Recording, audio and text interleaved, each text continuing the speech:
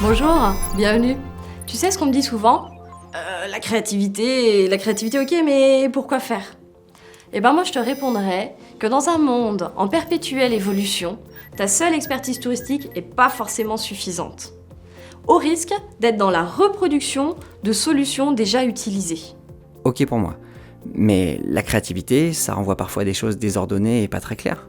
Alors que pas du tout. En réalité, la créativité, ça consiste à sortir du cadre que l'on connaît pour en faire émerger un nouveau. Et pour ça, il y a des processus extrêmement simples. Faisons un focus sur le Creative Problem Solving. Ça fait classe de mettre de l'anglais. En bon français, c'est simplement une démarche de résolution créative de problèmes. Et cette démarche, elle se décompose en combien d'étapes? 3. D'abord, pour régler un problème, il faut le poser correctement. 2. On part à la recherche de solutions nouvelles. On est au cœur de la créativité. C'est là qu'on voit pousser les solutions nouvelles. Enfin, on construit de manière créative le plan de déploiement de son projet. Et c'est quoi les avantages de ce CPS?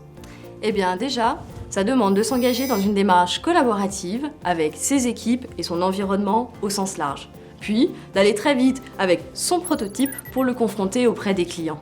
Un quoi? Un prototype? C'est bien une version simple de ton service? C'est ça. L'idée, c'est de se faire se rencontrer le concept et le monde extérieur afin de le valider. Et pour s'assurer de choisir la bonne idée, on définit des critères de réussite. Par contre, une chose est sûre, le prototype doit être le plus simple possible et peu coûteux. On n'est pas là pour gaspiller des ressources inutilement. En parlant de ça, on va le tester ce nouveau Touristic Truck? Eh bien allons-y, ça va nous permettre de l'expérimenter et de découvrir les destinations autrement.